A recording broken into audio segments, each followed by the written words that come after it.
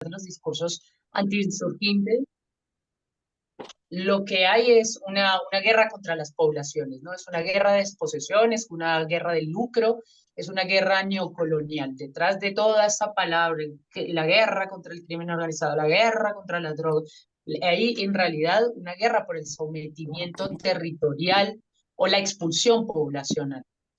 Entonces, el caso, por ejemplo, de Turbay, vuelvo a ello, pues es muy diciente, ¿no? El tipo cuando arranca la guerra de Malvinas, él se posiciona en contra de la Argentina diciendo que no podía hacerle eco a un gobierno dictatorial siendo él un demócrata. Turbay, quien 50 años después sabemos que recibió dineros del narcotráfico, la investigación la van a encontrar en la revista Cambio este año, porque cada tanto se desclasifica, ¿no? Y cuando algo se desclasifica en los Estados Unidos, ratificamos lo que ya sabemos. Entonces, en efecto, en los años 80, recuerden ustedes que esto también había pasado en Nicaragua, pero empieza a surgir algo como los contras. En Centroamérica y en Colombia hablamos de los paramilitares. En este caso, para los años 70 y los años 80, ese paramilitarismo estaba ideologizado de alguna forma sobre la base del conflicto internacional que denominamos como Guerra Fría, que en realidad se desplaza a las periferias del mundo, África, América Latina, como una guerra caliente. ¿Sí? Guerra Fría, digamos, para las dos potencias que se enfrentaban, pero el resto de nosotros fueron 20 años de violencia estatal sin parangón en las historias, ¿no? Del mundo, entre los años 60, 70, 80. En el caso colombiano, y al calor de esta pequeña biografía que les traigo del expresidente Turbay, pues sí que la guerra antiinsurgente se empezó a pagar con los dineros del narcotráfico. Recuerden ustedes, esto ya había pasado con los contras en Centroamérica para desestabilizar a El Salvador y a la revolución sandinista. O sea, se le paga, los contras son pagados con dineros del narcotráfico con los cuales se lava la plata hacia Irán y este es el escándalo Irán-Contras. Eso llega hasta el Congreso de los Estados Unidos cuando era presidente Ronald Reagan. Y el costo político para Ronald Reagan va a ser altísimo, ¿no? Ronald Reagan, presidente en Estados Unidos, y Margaret Thatcher en Londres, pues, en Gran Bretaña. Y entonces, evitando el costo político de estos escándalos, porque es que ya había pasado en Vietnam, cuando a los militares norteamericanos se les envió a hacer esta guerra anticomunista en el Asia, y ustedes recuerden que un poco tendrán la película Forrest Gump, los chicos vuelven intoxicados a su territorio. ¿Por qué? Porque en ese momento el ejército de los Estados Unidos en Laos había definido primigeniamente esta estrategia, es decir, armar a la ultraderecha que se enfrentaba en este caso al Partido Comunista Chino desde Laos, sí, pero sin tener que sacar plata del erario público norteamericano. ¿Cómo lo iban a lograr? Pues a través de las rutas del narcotráfico. Sus propios militares vieron de cara la articulación represiva entre el narco y las contras, en este caso el Viet Minh en Laos, las agrupaciones militares de la ultraderecha, y ahí muchos de estos pelados que se cuentan un poco sí, muchachos, sobre todo varones, que se cuenta un poco en la película Forrest Gump, pues vuelven hasta la coronilla de heroína, ¿no? Entonces sí que es un problema para los Estados Unidos. Entonces ya había presentado este problema sobre los años 50 para los Estados Unidos, es decir, sus tropas volvían rotas por la droga que impulsaba la guerra antiinsurgente contra China y contra Vietnam. Sobre los años 70, 80 pasa el escándalo Irán-Contras, que tiene una carga política. ¿La muteé alguno? Bueno, ahí vamos a esperar a la compañera. Bueno. Y ahí nos damos cuenta entonces que el narcotráfico es una operación política y que tiene un costo, va a tener un costo muy importante para Colombia. Vean ustedes la relación entre el escándalo Irán-Contras, es que varios de los helicópteros que usaban las contras en Centroamérica se las había dado a ellos Pablo Escobar Gaviria, el cartel de Medellín. Entonces ahí se descubre una triangulatura mundial, ¿no? Antiinsurgente.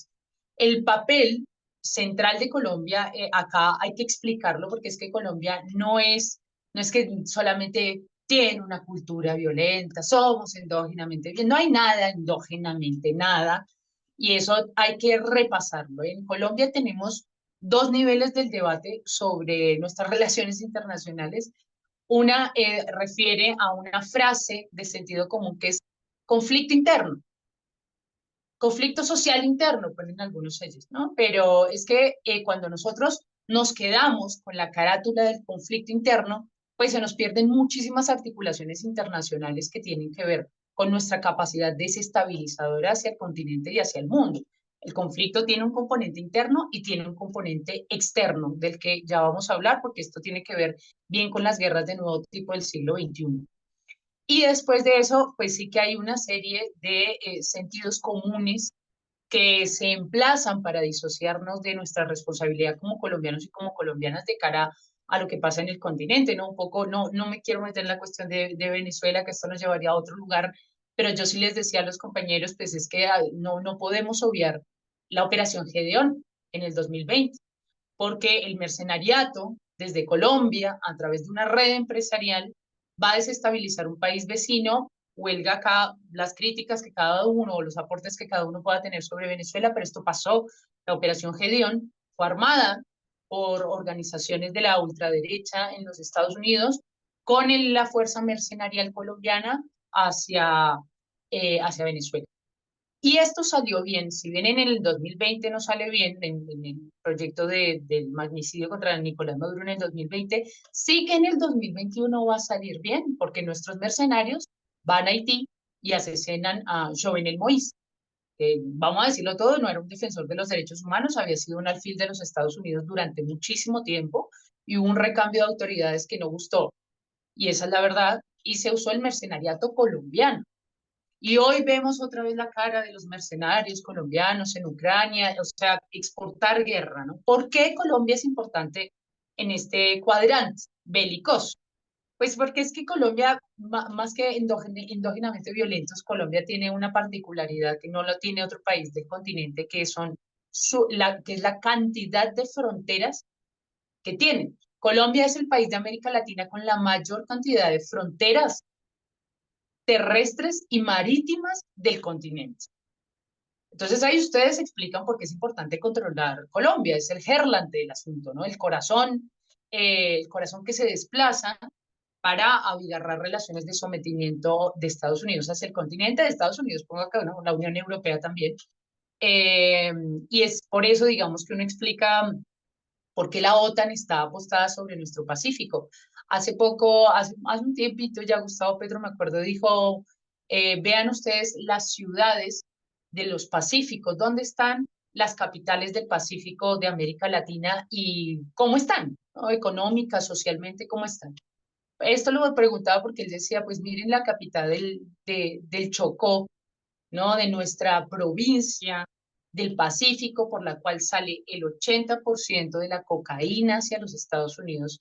Y es un puerto que vive además el racismo, que lo ha vivido endémicamente durante muchísimos años desde la colonización. Y es un puerto, el puerto de Buenaventura es un puerto pisoteado. Su población es una población pisoteada. Las relaciones de poder mercantiles, criminales que azotan la región, pues es muy fuerte. Y de hecho el último fiscal que renunció este año, por suerte, el último fiscal que teníamos del uribismo, pues se vio vinculado a un escándalo muy fuerte que tenía que ver con sus delegados al interior de la Fiscalía General de Colombia en el puerto de Buenaventura, que estaban implicados en el porte de armas hacia las organizaciones criminales o bandas criminales. Bueno, no vamos a entrar en este tipo de categorías porque me parece que desdibuja mucho su funcionalidad, que es una funcionalidad disociatoria de las relaciones de integración del continente. Y esto tiene que ver con, eh, si se quiere, como formas de intervención de carácter, ¿qué diría yo? Prefigurativo, ¿sí? O sea, son ensayos generales para repetir formas de desestabilización. ¿Sí? Lo que pasó en Colombia paramilitarización pagada con los dineros del narco, etcétera, nosotros lo vimos cómo se desarrolla de Afganistán hasta Kosovo, ¿sí? Entonces, sí que son formas de intervención que se van planificando en pequeños escenarios y que después tienen que ver con la ruta estratégica de un determinado orden global, ¿no? Hoy estamos en medio de una disputa de ese orden global, lo cual nos pone a nosotros y a nosotras y a nosotros como latinoamericanos de cara a una coyuntura neocolonial muy violenta, no sé si nunca antes vista en su totalidad, ¿no? Porque nosotros, repito, vivimos el Plan Cóndor con muchísima violencia. Finalmente, pues lo que está pasando hoy con Colombia y dada la explicación de la potencia desestabilizadora de Colombia, pues sí que es muy importante que Gustavo Petro tenga un programa que se denomine Paz Total. ¿Sí? Paz Total implica repensar las armas, repensar los pactos sociales, repensar el ordenamiento territorial y repensar el vínculo también con la migración, ¿no? Entonces se está apostando de alguna u otra forma al retorno, a un retorno cualificado, es decir, a un retorno con condiciones, no un llamado vacío. Eso por una parte, o sea, acá la cuestión de la desterritorialización que escupe la misma violencia hacia el interior de los territorios colombianos, pues tiene unos efectos degradantes, como ustedes todos y todas lo saben, como migrantes, como referentes de la migración en nuestra América. En el caso colombiano, tenemos dos cifras que podemos solapar, ¿no? Al interior del país tenemos 9 millones de desplazados y desplazadas internas, 9 millones del campo, ¿sí? Una cifra que se disparó durante el uribismo, cuando la apertura neoliberal le dijo a las grandes mineras, vengan, paguen paramilitares y que la gente se largue de allí, ¿no? 9 millones. Y en el exterior ni siquiera tenemos cifras, no tenemos cifras de cuántos somos en el exterior, colombianos y colombianas, pero se cree que puede ir de los 6 a los 10 millones. Hay organizaciones sociales como el Foro Internacional de Víctimas que habla de 10 millones de colombianos y colombianas en el exterior. No podríamos hacer una sumatoria con estos 10 y estos 8 porque muchos de estos 9 millones de desterrados y desterradas de mi país pues se van, ¿saben? También no sabemos cuánto, ni siquiera lo sabemos, pero sí tenemos que pensar en que la desestructuración territorial vía las necesidades del capitalismo neocolonial pues nos exponen a esta tragedia, ¿no? O sea, la expoliación territorial es la fuente por la que se expulsa a las poblaciones del continente y eso tiene que ver, por ejemplo, con de parte de las derechas, con apostarle al cierre de las fronteras de nuestro continente, haciéndole total, hincándole la rodilla pues a los propósitos de los Estados Unidos. Lo estamos viendo ahora en el Darién colombiano, el presidente de Panamá dijo no pasa un haitiano más. Y entonces, ¿qué está pasando? En Necoclí hay en este momento una crisis humanitaria de cara al pueblo haitiano. Somos responsables de lo que pasa en Haití, todos y todas somos responsables de lo que pasa en Haití. Haití, que viene de una historia de 200 años de embargo de Francia, o sea, ¿cómo iba a poder sobrevivir a 200 años de embargo? Y nos dicen que Haití de repente es ese pobre pueblo pobre, ¿no? Y tantas cosas racistas más que se desprenden, para no decirnos pues que Haití está en el mapeo del control marítimo territorial de los Estados Unidos hace 150 años. O sea, es Guantánamo, sí, pero también es Puerto Príncipe. O sea, hablamos de violación a los derechos humanos en Cuba, veamos a Guantánamo, llevaron gente de Irak, de Irán, de una guerra que no nos pertenecía y la metieron en una base controlada por los Estados Unidos hace 120 años.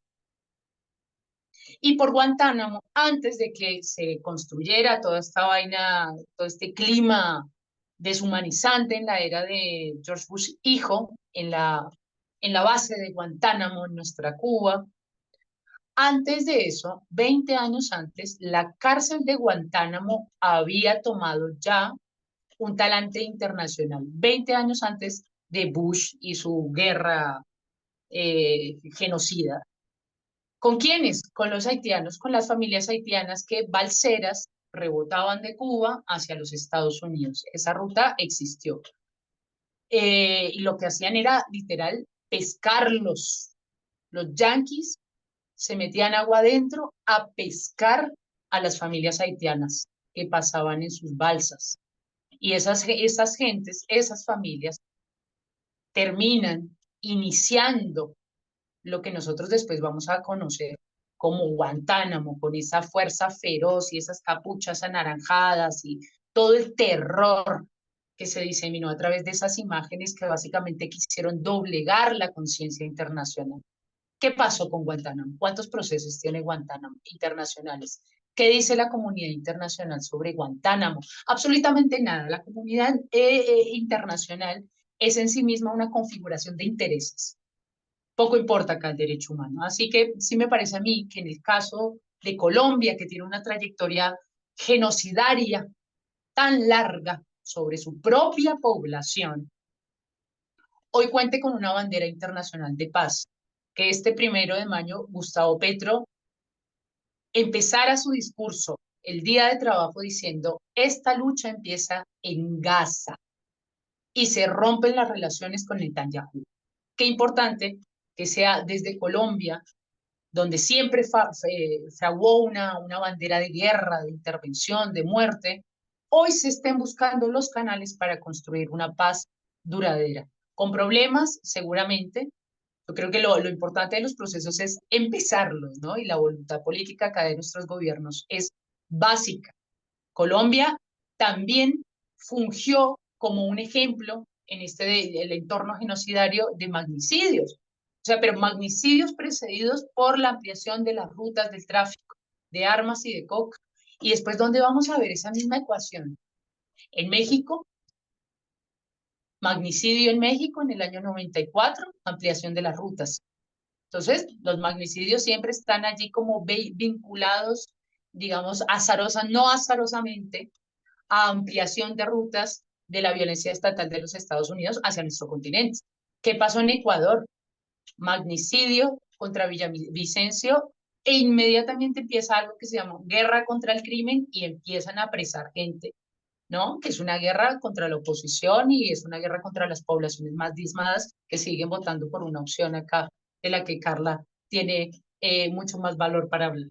Así que quisiera dejar por acá. Les agradezco a todas y todos y si queda alguna pregunta, mándela nomás. Muchas gracias, Diana, muchas gracias. Bueno, primero quisiera hacerte unas preguntas. ¿Se han logrado los acuerdos de paz? ¿En qué estado está este acuerdo que tú mencionas de paz total? Primera pregunta.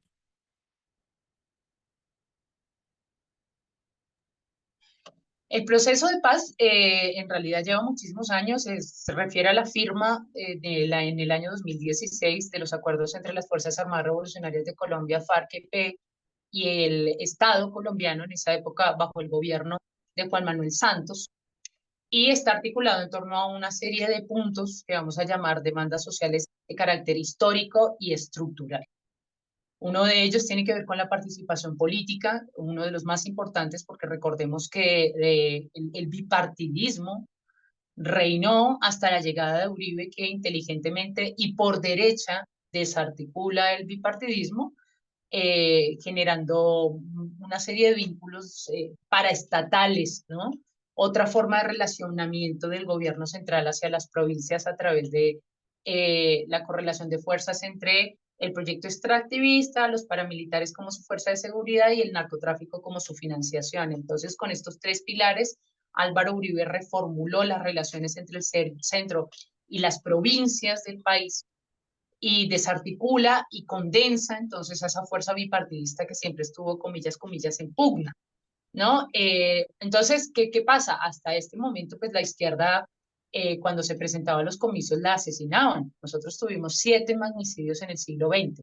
7 magnicidios en el siglo XX, repito. O sea, ya, si ya nos preguntamos cuando le gatillaron la cara a Cristina, ¿qué hubiera pasado el día después? Y todos sabemos que hubiera sido brutal lo que hubiera pasado el día después. Imagínense en Colombia 7 veces después, ¿sí? Entonces, por eso era el peligro cuando Gustavo Petro empezó a hacer la campaña presidencial, todos los días nos levantábamos preguntándonos si estaba vivo, vivir con esa zozobra y ser militante de izquierda y además de eso poder articular un proyecto político nacional, pues es una cuestión bastante dura. Hoy Gustavo Petro emplaza y potencia los diálogos de paz, porque es que entre Petro y Juan Manuel Santos, quien rubricó el acuerdo de paz, pasó un presidente puesto por Miami que era Iván Duque. Iván Duque llegó a la presidencia de la República diciendo, voy a hacer trizas los acuerdos de paz. ¿Qué implicaba eso? Retroceso de la reforma agraria, retroceso de la participación política, retrocesos guerreristas neocoloniales. Entonces, Gustavo Petro tuvo que relevantar y relanzar la campaña de la paz. Y esto implica necesariamente no solamente la participación política, como ya lo había dicho, el respeto a los derechos en la participación política, más yo milito en un partido que vivió un genocidio, el Partido de la Unión Patriótica, una herramienta política de paz de los años, nacida en el año 85. Entonces, yo creo que ahí hay como la parte central que más cuesta, pero que a la vez más abona a futuro, es la reforma agraria. El acceso a la tierra, el acceso a los recursos de la tierra y el poder trabajarlos, ¿sí? Entonces, la reforma agraria va, va a cuentagotas, y aquí hay que pensar que los tres poderes del Estado en esta democracia liberal son una trampa brutal para las necesidades populares, ¿no? El Poder Judicial hace muchísimos años y más tanto como respuesta a la década ganada, pues el Poder Judicial ahora es una red empresarial. La compañera Cristina Fernández en Colombia le llama el partido judicial, pero este partido judicial se ha replicado como partido sin autonomía de cara al poder real, digamos, de nuestros países, en Colombia, bueno, todas partes, ¿no? En Bolivia, pasó en Chile, pasa. Entonces, uno de los tres poderes, pues, está cooptado bajo la inferencia de los poderes extranjeros, que a la vez todo el tiempo están tratando de fustigar lawfare contra nuestros dirigentes y contra los representantes de las organizaciones sociales, etcétera. Eso por una parte. Y segundo, digamos, el legislativo y el ejecutivo, pues en el caso del ejecutivo, el pacto histórico no llega a tener las 2/3 partes que necesitaba para pasar de largo las reformas que todo el país necesita, y eso lo pone en un mal entorno, en una mala capacidad de acción, porque necesariamente tiene que estar, como decimos los colombianos y las colombianas, muñequeando, ¿no? Rosqueando, dicen en Argentina, con las fuerzas de la oposición, de la ultraderecha. Entonces, eso es un problema grave y tiene que ver con la propia configuración de nuestras democracias liberales. Hoy tendríamos, yo creo que después eso daría para hablar muchísimo, muchísimo qué pensamos nosotros de democracias liberales cuando se le invita a la gente al voto, en el caso de la Argentina, pues, y seguramente la gente haya votado con enojo, seguramente, pero yo no creo que la gente esté votando para que le saquen su oro a Gran Bretaña, ¿sí? Por ejemplo. No creo que la gente esté votando por un desguace del Estado, por un deterioro humanitario, aunque pueda pulular mucho el odio en este momento.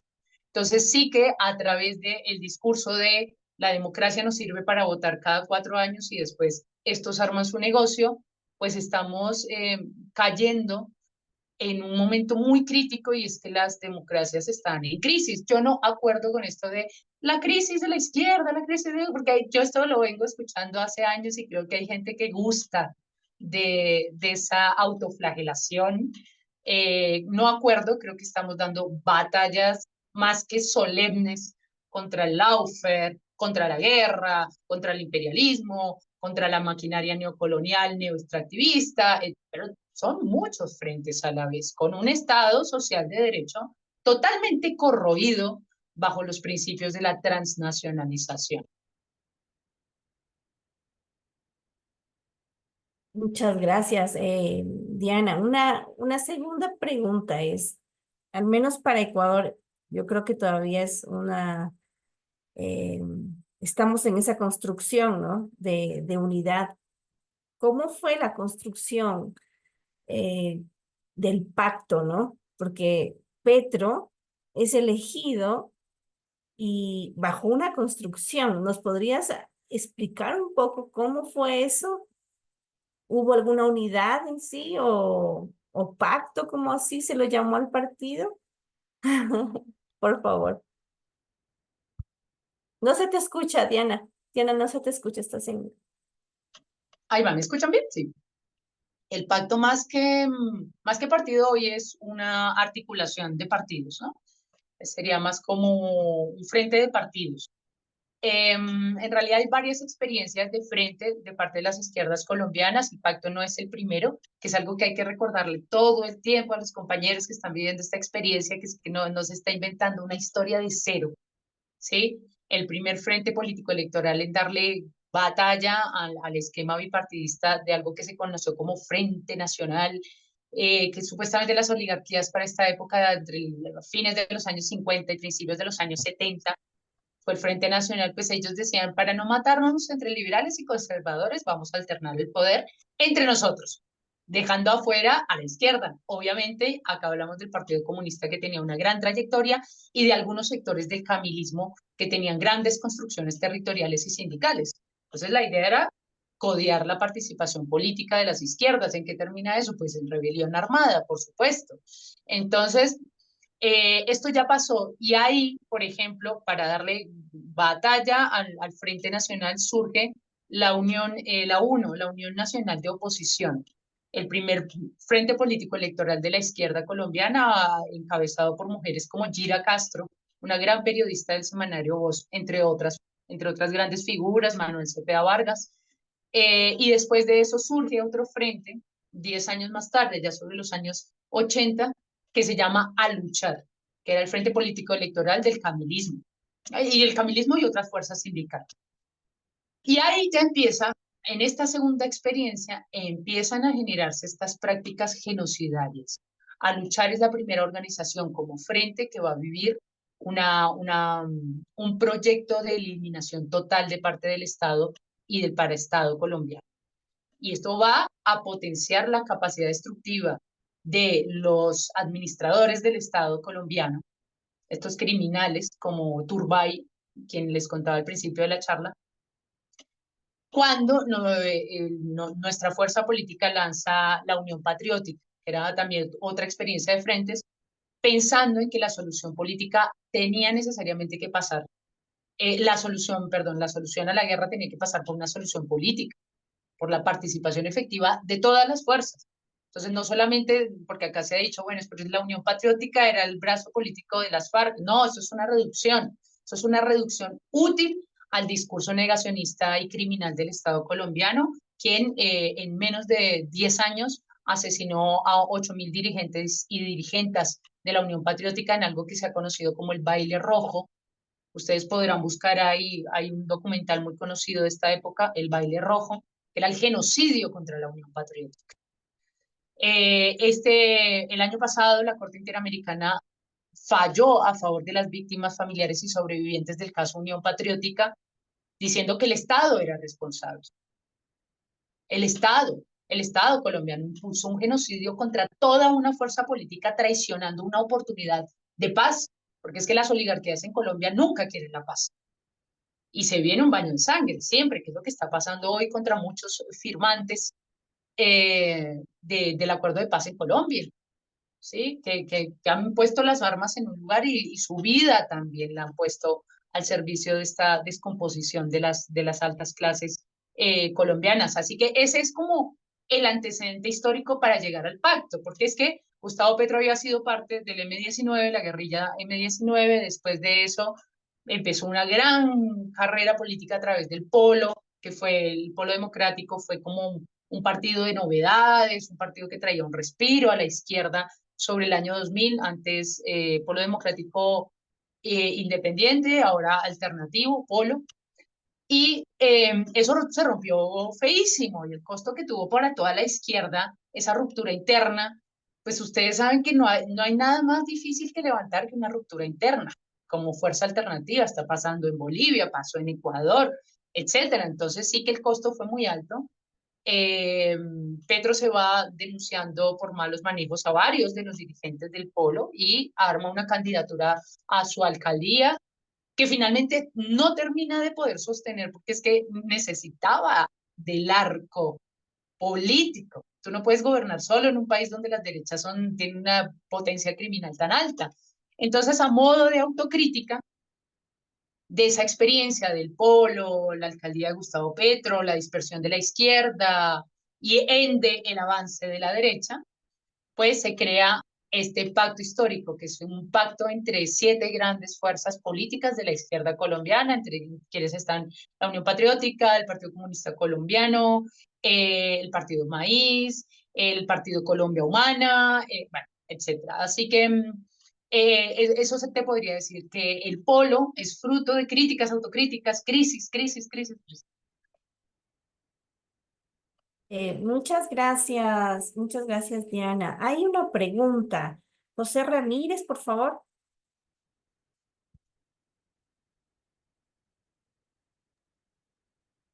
Muy buenas tardes para todos. ¿Me escuchan? Sí, te escuchamos. Bueno, primero que todo, un saludo para todos los compañeros en línea y un saludo ahí para la compañera Diana. Dianita, vea, la situación es la siguiente. Como yo como exiliado me llegó una invitación por parte de un grupo de compañeros y camaradas venezolanos. Entonces, la idea mía es que llevo como 4 años de exilio y queremos saber si nosotros como exiliados tenemos alguna entidad que nos respalde, porque actualmente nos encontramos tirados en Táchira, ¿sí ves? De Venezuela. Entonces, no sé si ustedes tendrán alguna orientación que nos puedan nosotros ubicar para poder sacar permisos de trabajo, porque pues, la situación se pone un poco tensa, más si ustedes conocen la realidad del país hermano Venezuela, que no es un gobierno, sino una situación geopolítica de energías y petróleo. Entonces, sí, esa es la pregunta, Diana. Cuéntame. Bueno, José, muchas gracias por tu pregunta. El dato fino del quién en Táchira no lo tengo, pero me gustaría que Carla me pase tu contacto y tal vez podríamos hacer un par de preguntas a Cancillería. Calculo que ellos son los que tienen que activar ahí. Si no está activo el consulado o algún consulado cerca, tendrá que haber una ruta desde Cancillería. Pero hagamos la consulta, así yo no te confundo a ti y no me confundo a mí, porque Táchira, pues me parece que está ahí pasando el río, entonces sí creo que podríamos buscar una intermediación institucional que realmente pueda darles una mano. Así que ahí, Carlita, si tú me puedes pasar el contacto de José, charlamos Si y por vemos cómo nos interno, organizamos. José me puede mandar mensaje privado, así tomo tu teléfono y le paso a Diana. O también te puedes mandarle por mensaje privado, creo, a Diana. ¿Sí? No, estoy en el celular. Si después, Carla, me puedes pasar su Ah, ya, WhatsApp. ya, listo. Entonces pásame, por favor, José, por mensajito tu teléfono y le paso a Diana, ¿sí?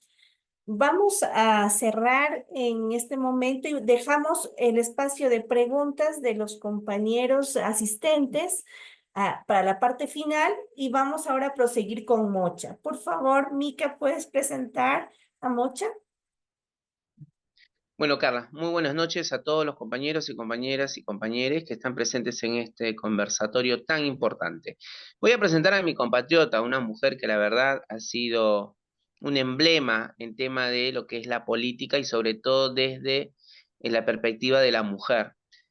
Vamos a presentar a Aida del Carmen Jesús García Naranjo Morales.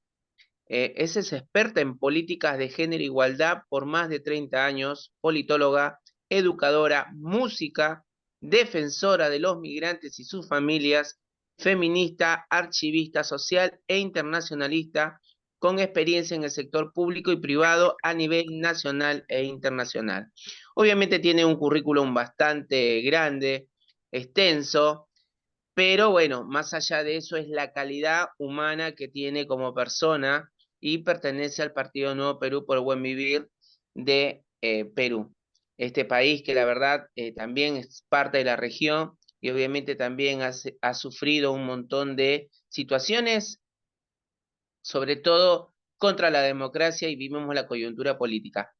Bueno, Mocha, ahí te doy el pase, así te podría hacer la primera pregunta, por favor.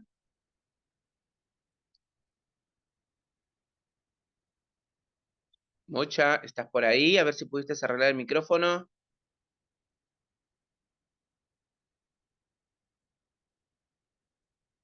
A ver, Mocha, no se te escucha.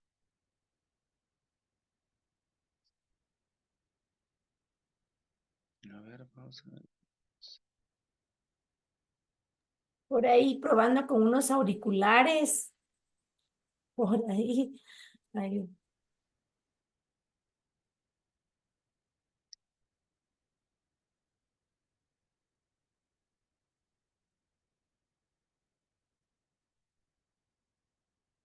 Uf, bueno. Mocha por otro celular que tengan por ahí, por favor, porque no se te puede escuchar. Que salga y vuelva a entrar. Ah, por favor, Patricia.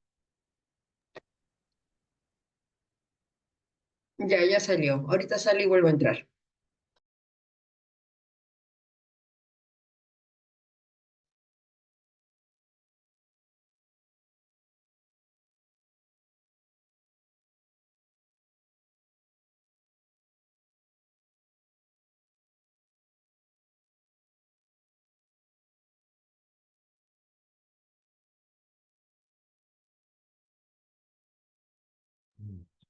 no se te escucha, Mocha.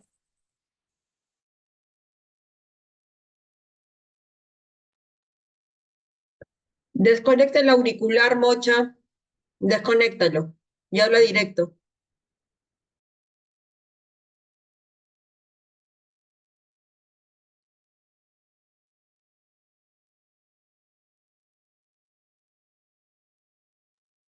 No.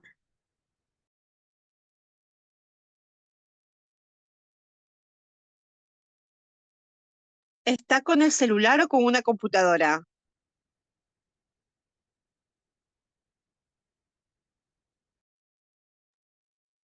No lo sé realmente.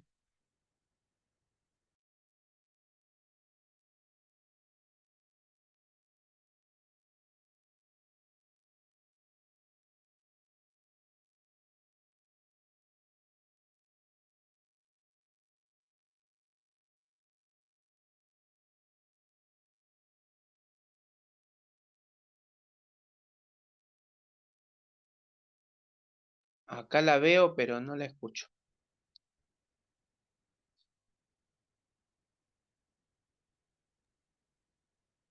Pero es una sugerencia.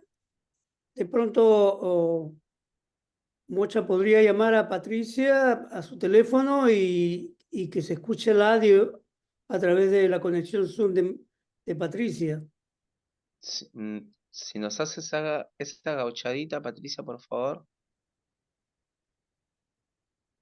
Yo no tengo problema. Mocha, Buenísimo. en todo caso me llamas Mocha.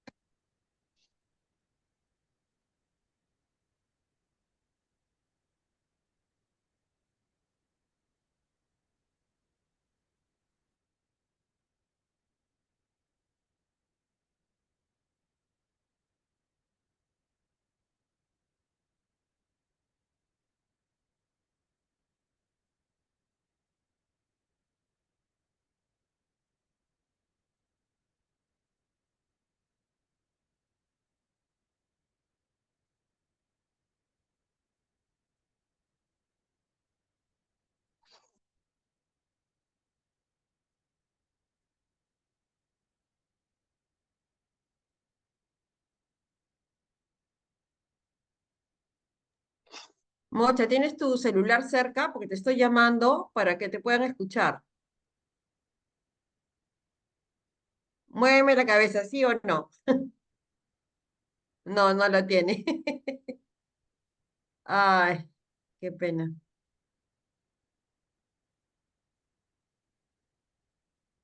Patricia, Ah, ¿en alguna entonces otra? no. Por ahí que se Patricia, ¿hay alguna? desconecte del Zoom y la llame a Patricia. Entonces, Mocha, Claro. salí del Zoom Sí, y sal llama del a Zoom Patricia. y me llamas o me mandas un mensaje con el número que estás.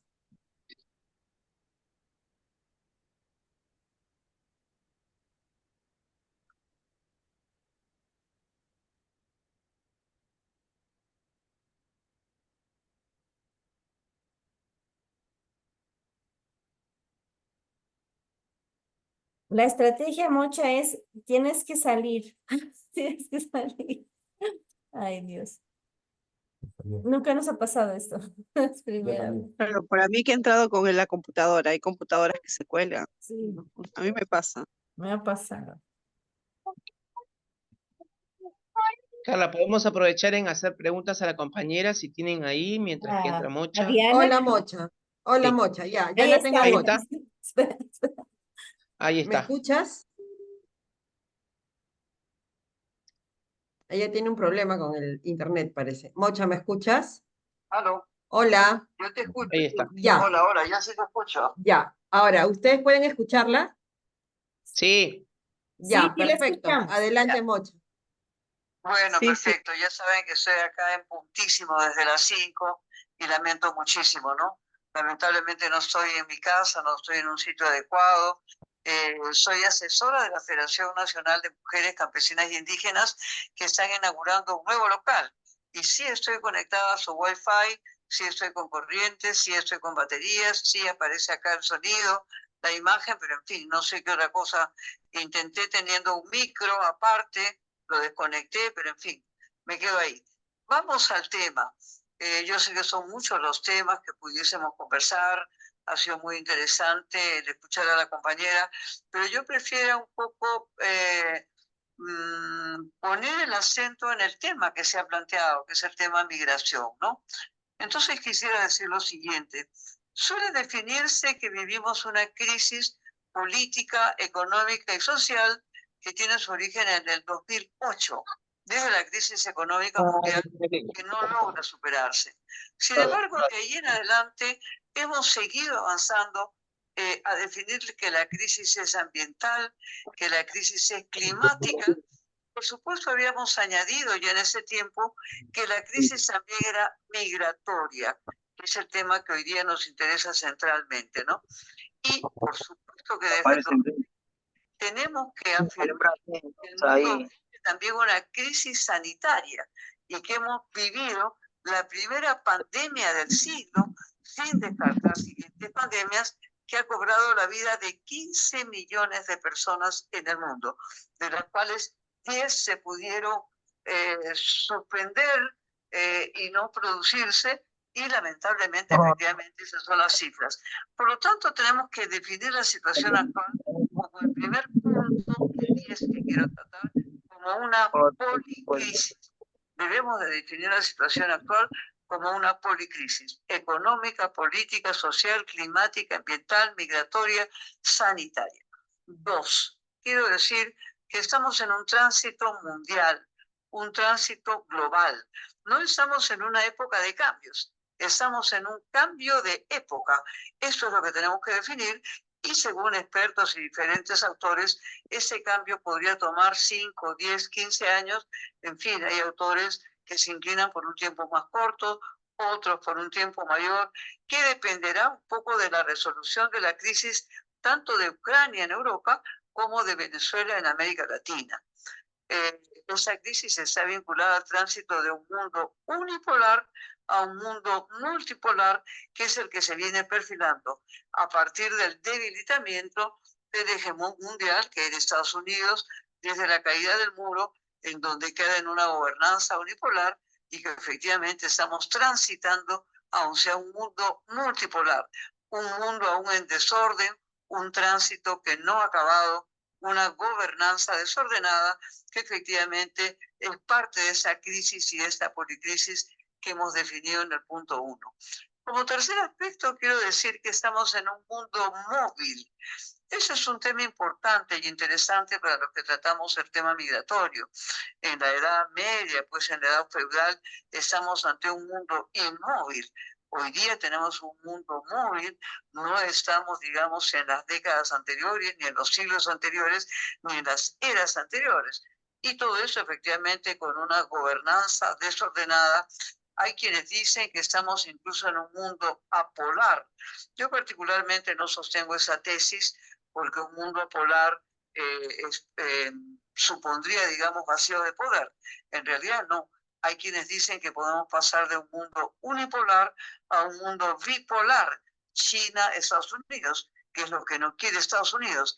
Hay quienes señalan que podría producirse un mundo tripolar, Rusia, China, Estados Unidos, y ese es el peso que tiene efectivamente la guerra cuyo lugar es Ucrania, que confronta a Rusia con el conjunto de la OTAN y por supuesto la Unión Europea, que se estima acabaría en una derrota de Ucrania.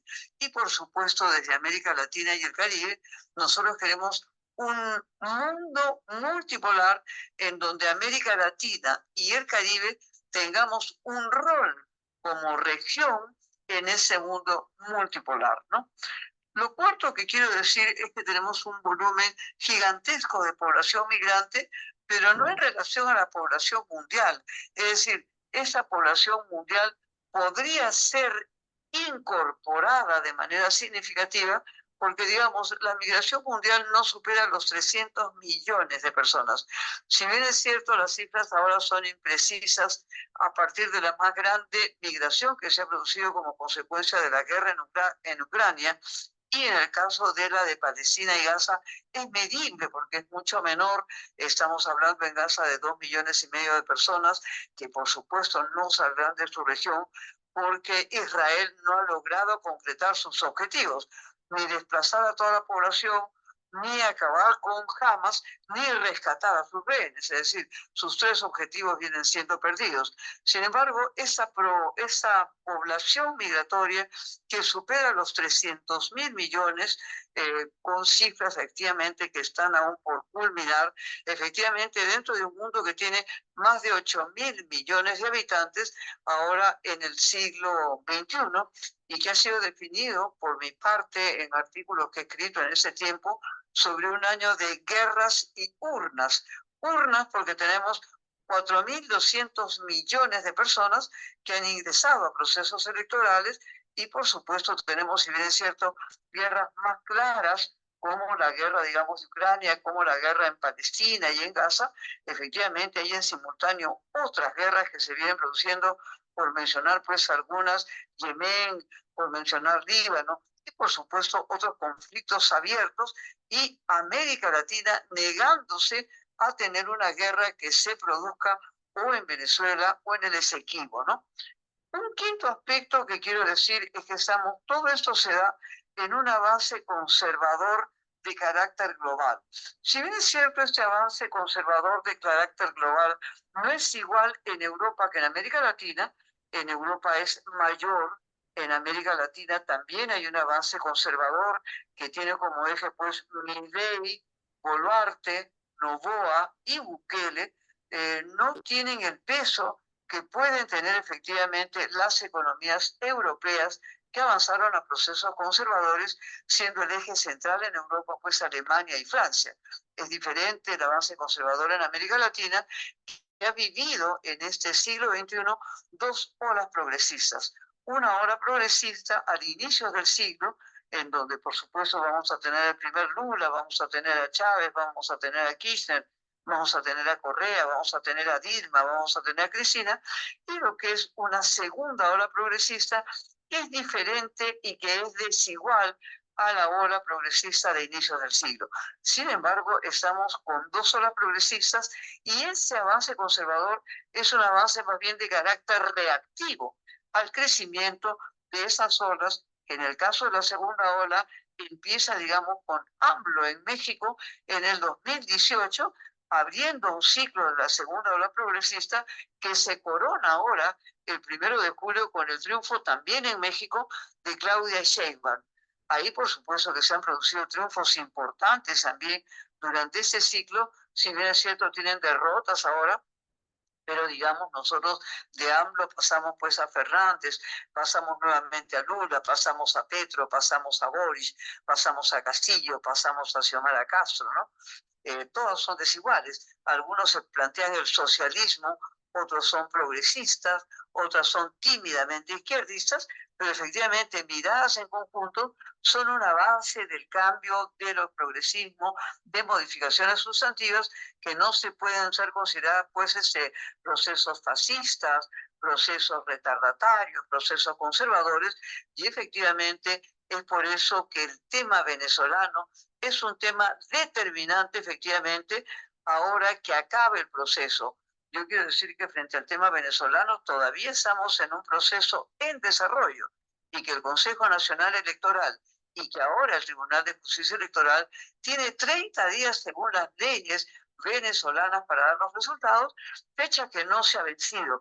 Por lo tanto, hizo muy mal en Perú en declarar efectivamente presidente Edmundo González, como lo hizo Estados Unidos, que finalmente tuvo que retroceder, y Venezuela está aún entrampada en el tema de la entrega al 100% de las actas, que se supone debiera producirse antes del 28 de agosto, que es el plazo que establece la ley venezolana para la rendición de informes finales. Es importante saber, por ejemplo, que en el caso peruano, tanto en la primera vuelta como en la segunda vuelta, la demora fue de más de 55 días. En el caso de Lula, fue en un momento 10 días y en otro momento 30 días. Hay un cuadro muy importante que ya yo no lo tengo aquí a la mano como para proyectarlo, en tanto no tenemos imagen, pero efectivamente los plazos no han vencido y es un hecho determinante el resultado final que tenga Venezuela. Las partes negociadoras, tanto Maduro como Machado, porque digamos Edmundo González es un títere de Machado, en realidad no están aceptando la propuesta que han hecho la triada de países que han intervenido, Lula y Petro particularmente, de ir a nuevas elecciones. Ninguna de las dos partes ha aceptado esa propuesta, así que el tema sigue aún entrampado y por supuesto hay un retroceso de Estados Unidos no reconociendo ya a Edmundo González, y hay un nuevo norte desde la OEA exigiendo, digamos, la presentación de las actas al 100%, cosa que no pudo conseguir en la sesión anterior. Eso sobre los avances conservadores. No creemos, sin embargo, que Milei tenga el liderazgo suficiente como para acaudillar toda la región. Recordemos además que, si bien es cierto, un peso significativo lo tiene Argentina por el volumen poblacional, no así lo tiene pues Bukele, que tiene 2 millones de votos con los que ha ganado, con un 46% de abstención. No podemos comparar países pues como Colombia, Brasil, México, en el volumen poblacional que tienen y en la representación política que significa, que son países que no están en condiciones de acaudillar la región. Por supuesto que están en condiciones de un liderazgo significativo, y por eso hablamos pues de la segunda ola progresista basadas en ello, ¿no? Por supuesto que hay que sumar a Xiomara Castro en Honduras. Yo estuve en Honduras antes de estar en Venezuela y creo que hay un avance significativo en estos 2 años que ella tiene como mandato. Por supuesto que Cuba resiste y resistirá de manera firme en ese proceso, y en parte pues ella no de las 2 olas progresistas, sino de un proceso que se mantiene por más de 60 años, ¿no? Lo sexto que yo tengo que decir es que, por supuesto, en América está en disputa y hay un avance conservador que se expresa también en xenofobia, y que tanto Milei como Trump representan hoy día proyectos antimigratorios de manera absolutamente crítica, ¿no? Y ese es un tema por el que tenemos que tener mucha conciencia, porque efectivamente tenemos que trabajar el tema migratorio como un tema central que tiene que ingresar a la agenda de CELAC, a la agenda del Mercosur, a la agenda de UNASUR, a la agenda de CARICOM, a la agenda efectivamente de todos los países de la región, porque ha sido un tema rezagado. Y nos toca a nosotros, que estamos tratando esta tarde el tema de migrantes en la región de América Latina, como un tema que tiene que ser colocado de manera fundamental, digamos, en la agenda, ¿no? Un tema séptimo, yo quiero el tema de los peruanos, de los argentinos y de los colombianos. Creo que hay mucha desinformación y nosotros necesitamos tener una data fundamental para dar este debate en nuestra región. El Perú, antes de la pandemia, tenía 3,5 millones de migrantes en el exterior. Y luego de la pandemia, y en esto luego de lo que se ha denominado el encierro global, que fue la cuarentena, que los peruanos empezamos el 15 de marzo del 2020, luego de cerrada este encierro global, Por supuesto, la migración peruana en estos últimos 3 años se ha incrementado en 1,5 millones más de migrantes. Es decir, tenemos como promedio, digamos, 460.000 migrantes que están saliendo cada año.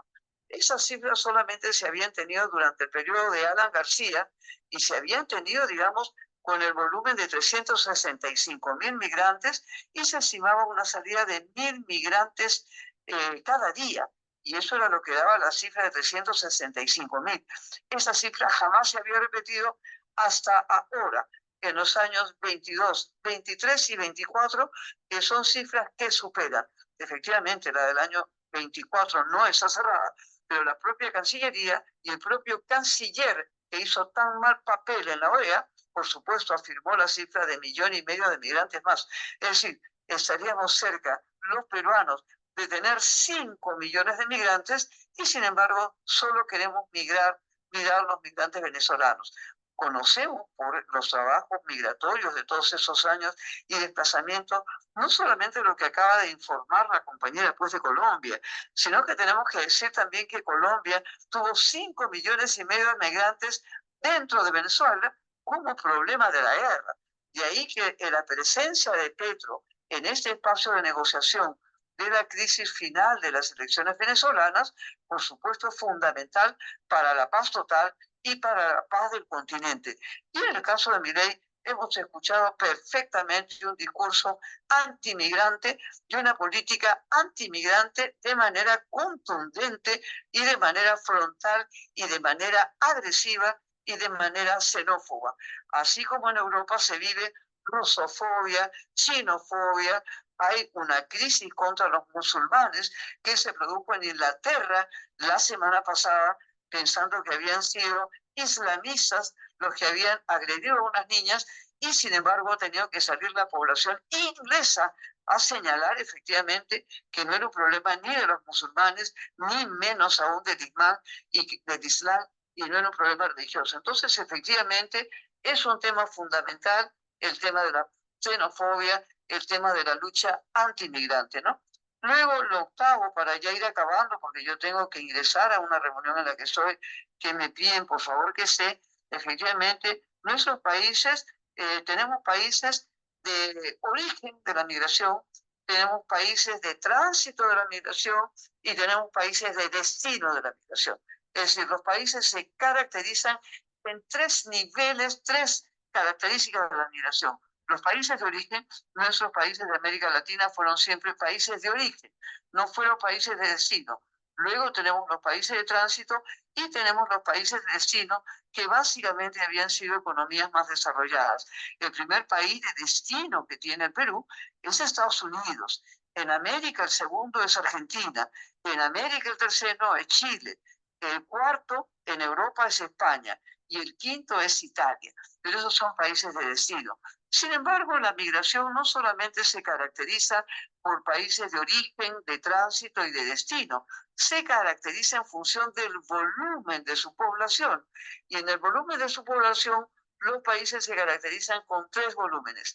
Los de baja migración, ahí se encuentra Chile, cuyo rango es 5%, los países de migración media, en donde se encuentra Ecuador, Perú, Colombia y Venezuela, efectivamente con un rango de migración que va de los 5 millones a los 10 millones, y los países de alta migración, que son los países de Centroamérica, que tienen el 30% de su población fuera, no el 10 ni el 11% como son nuestros países, efectivamente acá en el Cono Sur.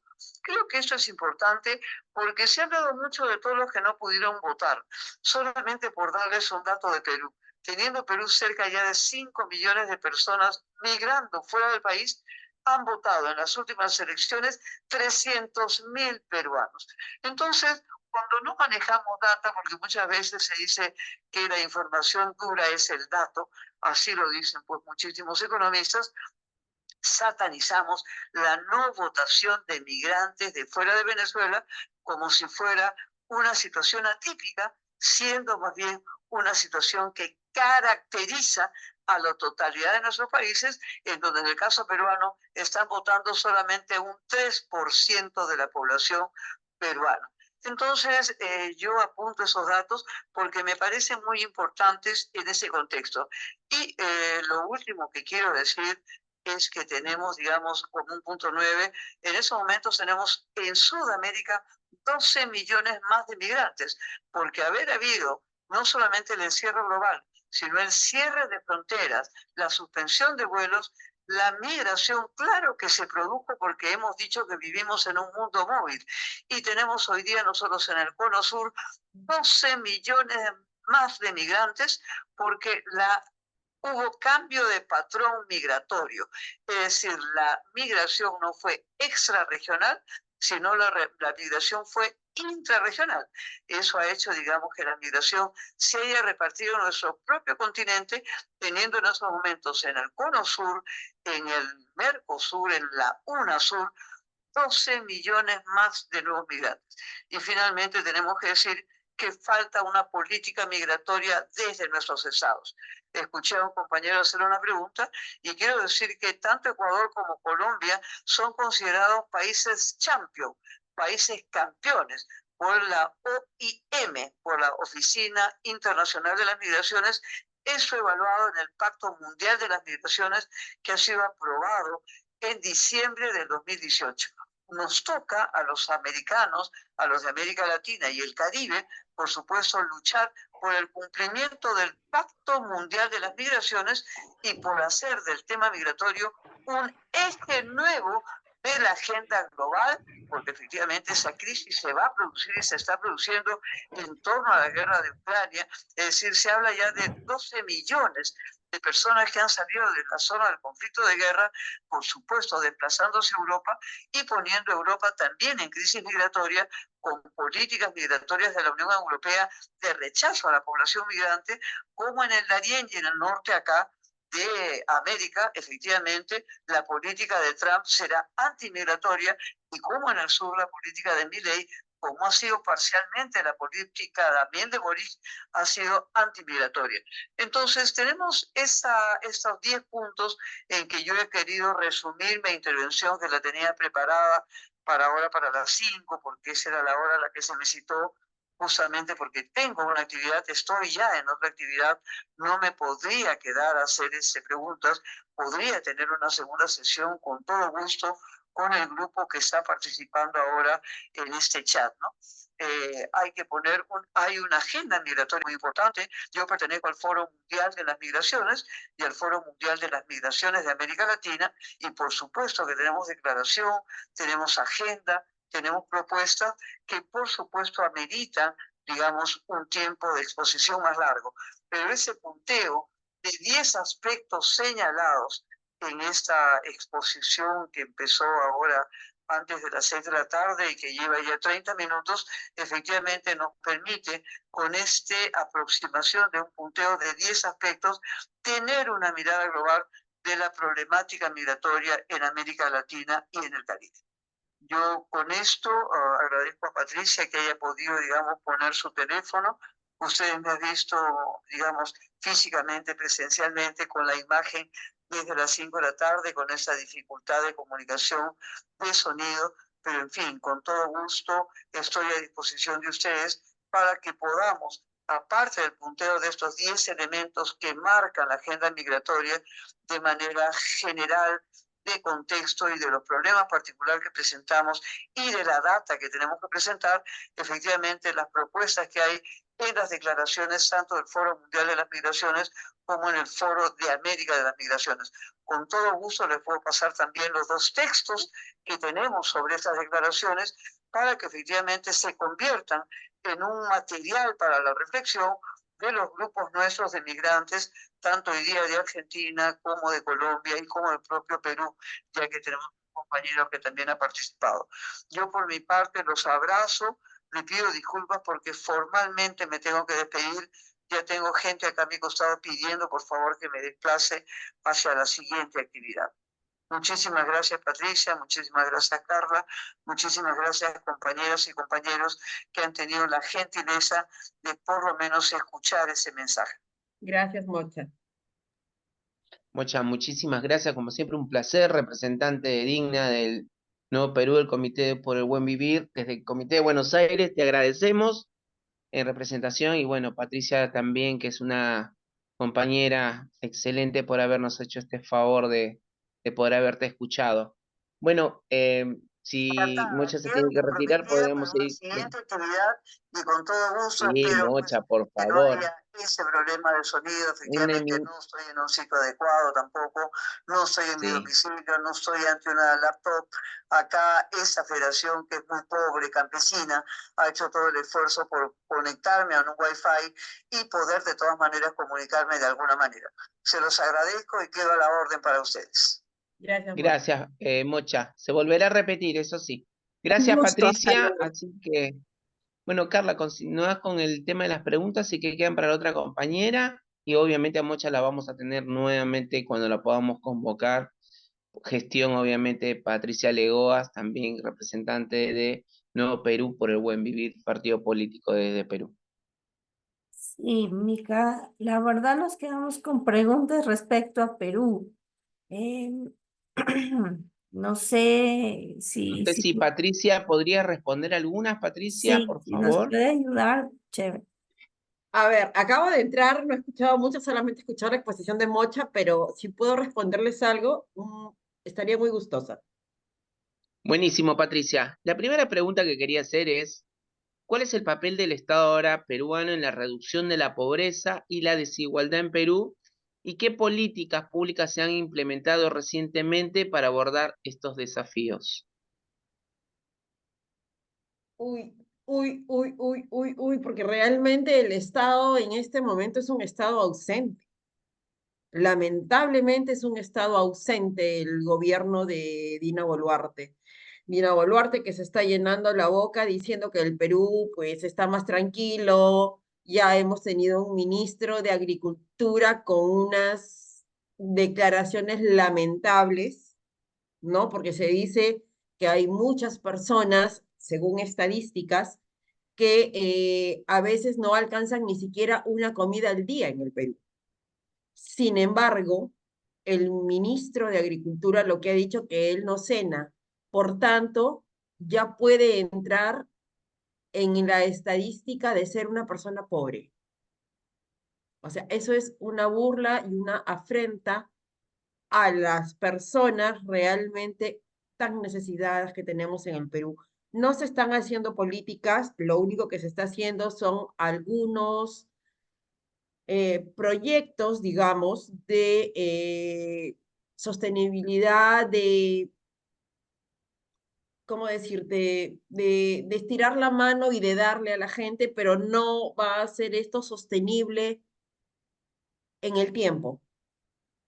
Hay proyectos, sí, pero no es sostenible en el tiempo. Hay proyectos como Juntos, que está viendo de que la gente pueda tener un mínimo ingreso, pero son personas que tienen que tener,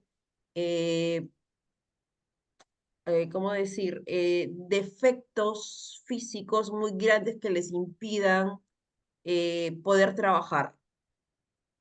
Puede ser una enfermedad, puede ser un defecto físico, un montón de cosas, pero un,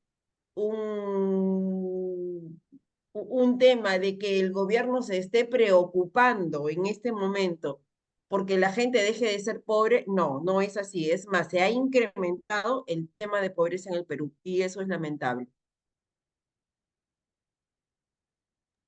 Ok, Patricia, la verdad es, yo me quedo sorprendida por lo que vos me comentás, yo como peruana que vivo acá en Argentina y la verdad, sabiendo que Edina no es una mujer y creo que a veces desde el concepto, ¿no? de la mujer, de organizar, mayormente que siempre se ha tenido de, bueno, ella es la que sabe de alguna manera dirigir y ella ahora está dirigiendo un país.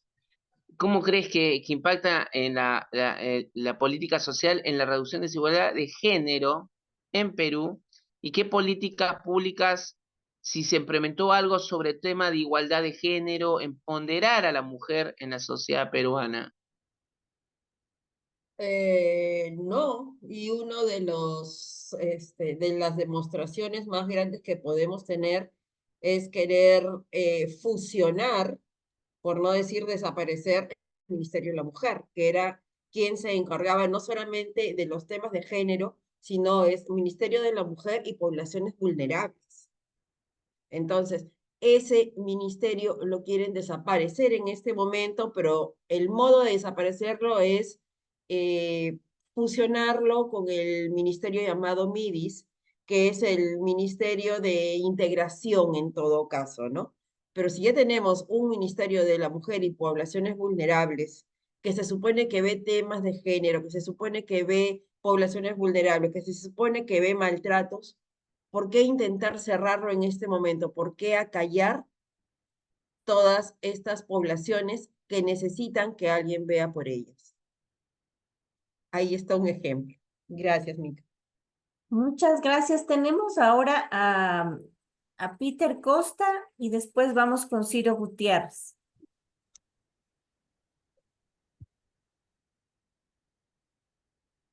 Hola, buenas tardes. ¿Se me escucha? Sí. Sí.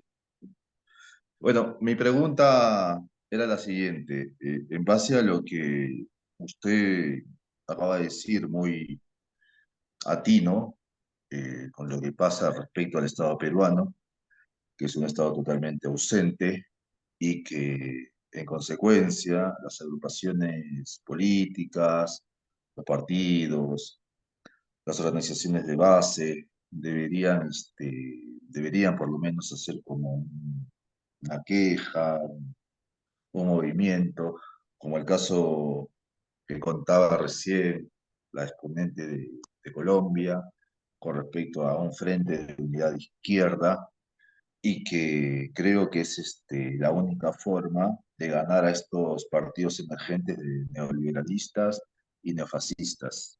Pues no solamente ahora los tenemos en Perú, que es toda esta rama conservadora que viene del colonialismo, sino que también lo tenemos en toda la región, porque obviamente Estados Unidos opera desde el norte a través del Plan Cóndor, etcétera, etcétera. Y que ahora no los entierra en fosas, como lo hacía a través del gobierno fujimorista, ¿sí? Los desaparece en una, sino que ahora los encarcela.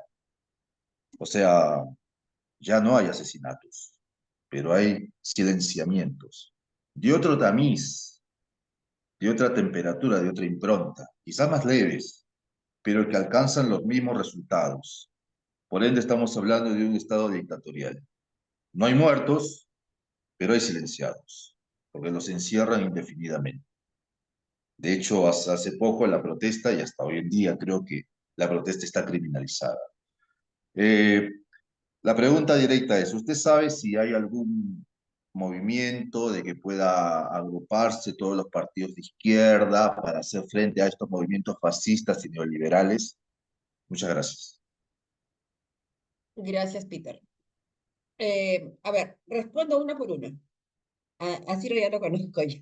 A ver, en el caso de Perú, en este momento, hay nuevos partidos de izquierda, bueno, como nosotros que acabamos de alcanzar recién nuestra inscripción, que nos estamos sentando para conversar, para hacer un frente, porque si no tenemos un frente en este momento de partidos de izquierda, de centro izquierda, la verdad no se va a poder hacer frente a toda esta avalancha que se nos ha venido en Perú, a todos estos cambios lamentables que hemos tenido. Necesitamos una nueva constitución, definitivamente, porque esta constitución, por mucho que digan que no es nueva, pero ya se han cambiado más de 80 artículos de la constitución. Y los ha cambiado el Congreso sin pedirle permiso a nadie. Y ya teníamos una constitución hecha por Fujimori, que ni siquiera ya es la existente. O sea, ya teníamos esta constitución que no nos representaba, mucho menos nos representa la que tenemos en este momento. Entonces, nuestras luchas son armar un frente realmente para esta lucha contra la derecha fascista que tenemos en este momento, y lograr una nueva constitución en el Perú que realmente nos represente. Gracias. Vamos con la segunda pregunta, por favor, Ciro Gutiérrez.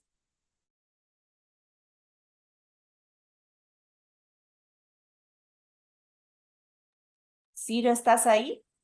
Sí, sí. Ahí te escuchamos. Sí. Primero un saludo a todos los participantes.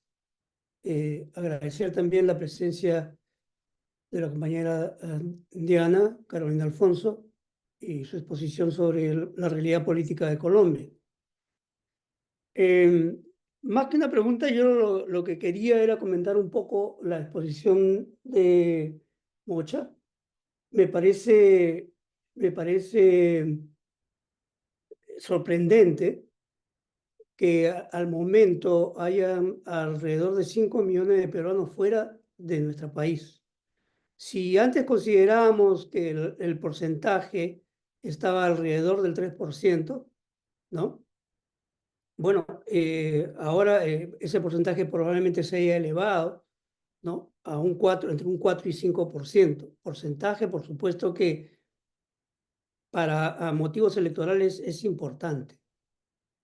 Todos sabemos que la política migratoria del gobierno peruano es una política migratoria totalmente nefasta.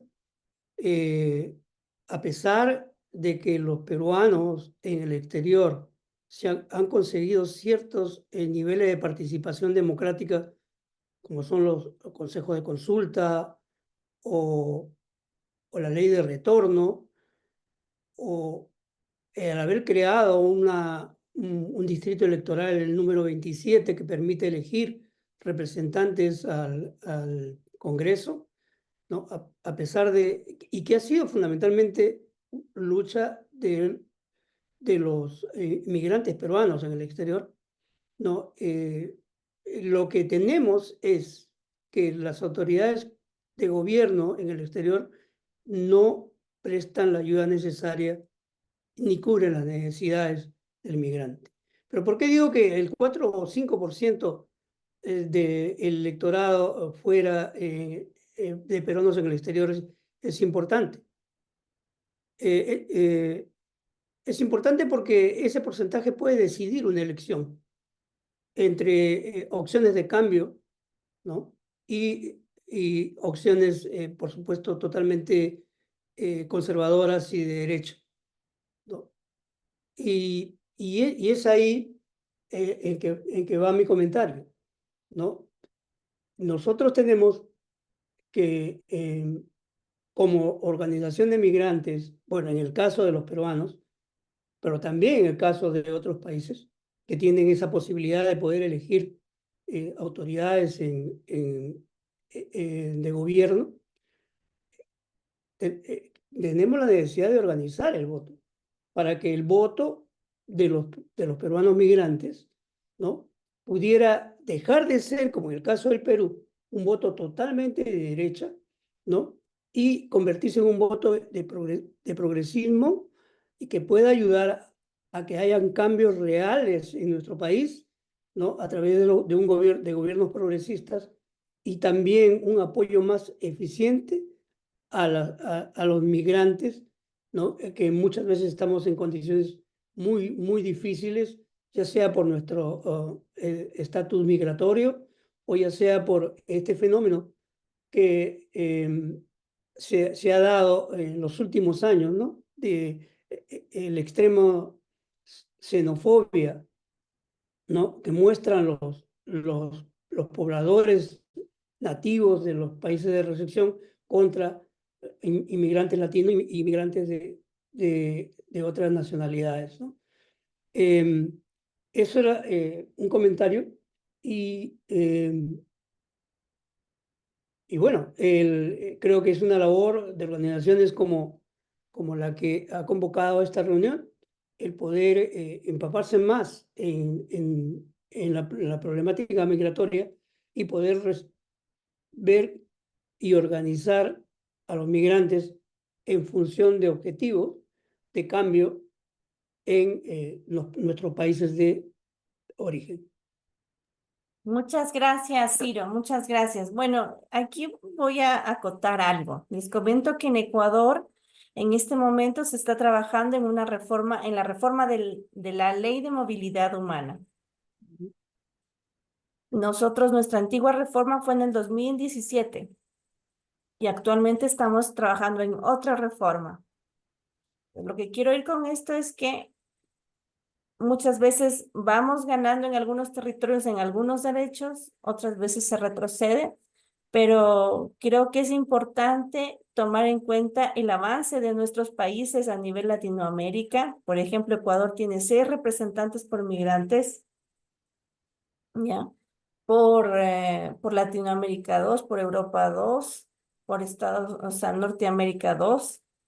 Entonces, yo creo que sí es necesario organizarse y pedir representatividad dentro de nuestro Congreso o Asamblea, porque así de esa manera, o sea, nuestras luchas están reflejadas en esa Asamblea, en ese Congreso. En Argentina es muy difícil porque la verdad todavía no tenemos diputados que se hagan cargo de nuestras luchas o lo hacen, pero no muy convencidos o como un extra. Eh, pero yo con lo que veo en Ecuador es que se necesita realmente, o sea, representantes por migrantes. Y esa lucha, o sea, no es fácil. Eso lo puedo ver en Argentina, ¿no? Con nuestros compañeros. Pero no hay que desistir, hay que seguir, o sea, pidiendo, golpeando las puertas para que las luchas de los migrantes sean escuchadas, ¿no? Sí me gustaría saber si seguimos todavía con 2 representantes por migrantes en Perú, ¿Ciro? Sí, todavía seguimos con 2 representantes Sí, eh, y creo que no, eso no va a cambiar. A sí. pesar de que la cantidad de población indica que deberíamos tener por lo menos 5 representantes, de acuerdo digamos, los porcentajes poblacionales en nuestro territorio, ¿no? Eh, que son en algunos casos menores que los peruanos que estamos fuera, ¿no? Mm. Bueno, probablemente el criterio de territorialidad pese más en Perú, porque nosotros estamos extendidos en todo el mundo. Pero lo lógico sería que tengamos por lo menos un representante por cada uno de los continentes mayoritarios, por así decirlo. Así es lo que pasa en Ecuador. Tenemos representantes por regiones. Bueno, Carla, quería comentar algo. sí, sí, Miki, a ver. Sí, el tema de 2 representantes de Congreso de Perú equivale que, por ejemplo, de acá en América tendría que haber salido un representante desde Argentina porque tiene mayor población de migrantes peruanos y sin embargo salió uno de Europa, que no sé cómo llegó, que encima son antiderechas, pero hay un grupo un consejo de consulta, son grupos de peruanos que son intermediarios entre el Estado peruano y la población que está fuera del país. Estos consejos de consulta está integrado por 9 personas, del cual tendrían que, más allá de ser la difusión cultural y lo que representa el Perú, ¿no? Con esta cultura tan rica gastronómica, ver las problemáticas de los peruanos en el exterior. Hoy se está haciendo, tenemos un grupo, porque yo soy parte de ese grupo de contrapollo, y se ha hablado, hemos ido a hablar en un momento, inclusive yo por cuestiones personales no llegué a ir al Congreso de la República de Perú, para modificar ese 3% que nos exigen para tener el Consejo de Consulta en Buenos Aires. Lo que sí se llegó a aprobar fue en Mendoza, al norte de Argentina. Ahí tienen un consejo de consulta, pero la población son de muy menor a comparado a Buenos Aires, donde mayormente se concentran todos los peruanos, sobre todo en Cava. Así que bueno, hoy se va a volver a hacer el 29 de septiembre.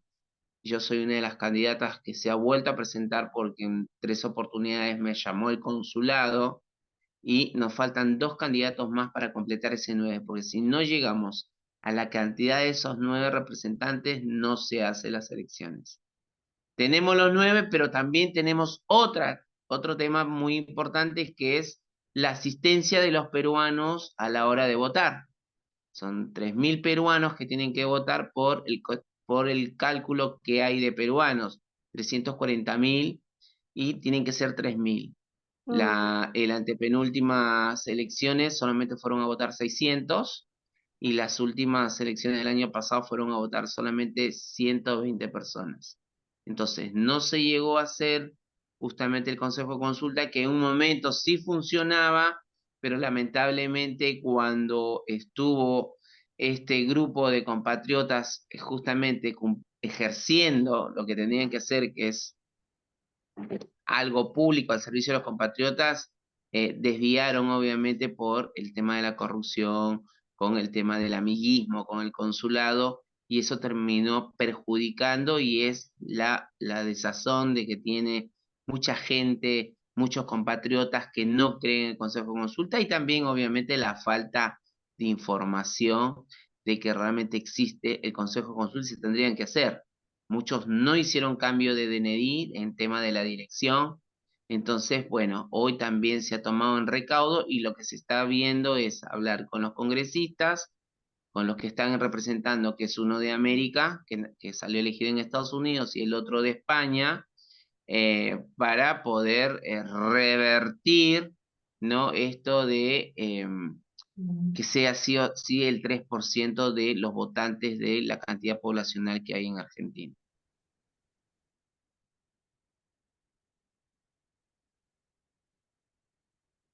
Muchas gracias, Mica. Bueno, una pregunta tenemos para Diana. Diana Alfonso, ¿estás ahí, compañera? Acá presente. Ok. Bueno, con respecto a, vamos a ir un poco al contexto, ¿no? Que está viviendo Ecuador. Principalmente quería hacerte una pregunta acerca de eso. Acá se está empezando a escuchar eso de falsos positivos. Quisiera ver si nos puedes explicar un poco más de qué se trató lo de los falsos positivos en Colombia. Y después voy con otra pregunta, pero primero eso, porque acá es como que la violencia nunca la vivimos a esos niveles, y ahora, o sea, yo empiezo a escuchar temas que escuchaba de Colombia, como esto de los falsos positivos, y digo, ¡oh Dios! ¿A dónde estamos yendo?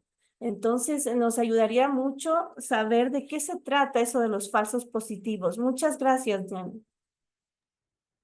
Bueno, muchas gracias. Me pido licencia para hablar de un tema colombiano, pero correlacionando con ustedes, yo creo que cuando hablamos de temas de seguridad, es evidente que esto afecta a la movilidad humana. Es negativa y positivamente. La militarización de nuestro continente en los últimos, sobre todo desde las aperturas neoliberales, pues ha implicado, sí, una mayor circulación de bienes, pero contrario al movimiento humano, una cerrazón respecto a la movilidad humana, ¿no? Entonces, es el momento donde circulan más armas, pero los migrantes y las migrantes no nos podemos mover por nuestra casa grande, ¿no? Que es no solamente nuestro continente, sino todo nuestro hemisferio. Entonces, sí creo que esto tiene que evaluarse cuando yo hablo de casos que son paradigmáticos y que después se replican en estos términos securitistas, imperialistas, pues es porque tenemos que fijar bien la atención en lo que pasa en nuestro continente para saber cuál es la consecuencia que tiene en nuestra vida, que es un poco lo que dice Carla, ¿no? Los falsos positivos tienen que ver con una demanda securitista que se abre desde los Estados Unidos a través de algo que se llama el Plan Colombia, que es un tratado de ayuda mutua militar de carácter antiinsurgente, comillas, comillas, ¿no? Y sobre todo también pensando la lucha contra el narcotráfico, comillas, comillas, o sea, las cifras del narcotráfico desde la firma del Plan Cóndor se triplicaron. Es decir, que más militares y más injerencismo no implica la correlacionalidad con los objetivos presentados, ¿no? Más bien, más militares implica más crisis humanitaria. Eso es lo que pasa siempre. A partir del Plan Colombia, los Estados Unidos le exigen a Colombia, al gobierno colombiano, pues que presente cifras.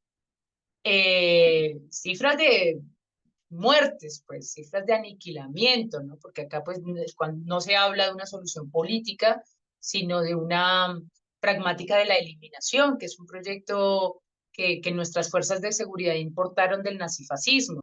Es decir, las soluciones totales, ¿no? Que es digamos, una doctrina ayornada hoy por los Estados Unidos. La eliminación total, pues en medio de la lucha antiinsurgente, implica la eliminación total de lo que se considera insurgente, pero también de lo que se cree son sus bases de apoyo, que esas son, es el quid de las guerras de nuevo tipo. La base de apoyo para este tipo de estrategias puede ser cualquiera.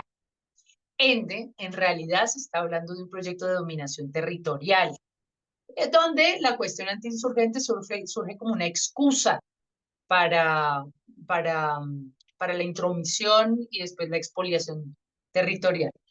En ese orden de ideas, los Estados Unidos, pues como les venía contando, piden a Colombia que se entregue cifras de esta racionalidad de aniquilamiento, y Colombia tiene que mostrar que está matando gente con la plata del Plan Colombia.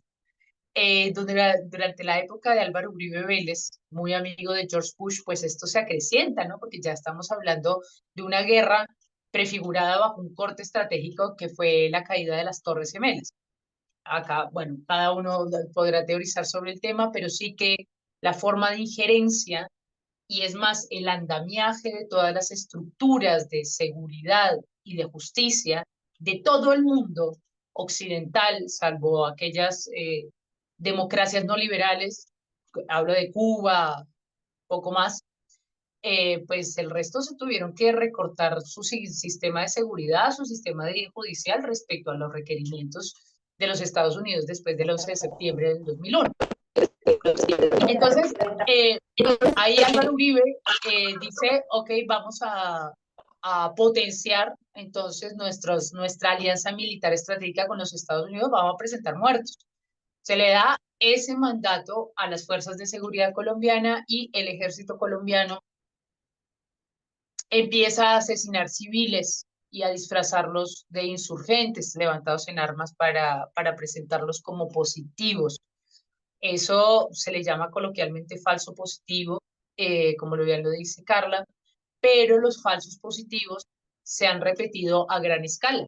O sea, la experiencia de los falsos positivos, yo le adjudico determinadas características a la sociedad civil y a su territorialidad, y la armo, pues me parece que si bien en Colombia tuvo una explosión, pues sí que se ha llevado a otras fronteras, ¿no? Entonces, lo que pasa en nuestros países no pasa en nuestros países. Lo que pasa en nuestros países es susceptible de copia y pega en otras realidades nacionales, ¿sí? O sea, el genocidio Ishin en Guatemala fue un parteaguas para que las empresas, las corporaciones minero-extractivas en adelante, pues impulsaran procesos de genocidio contra nuestras poblaciones originarias, ¿sí?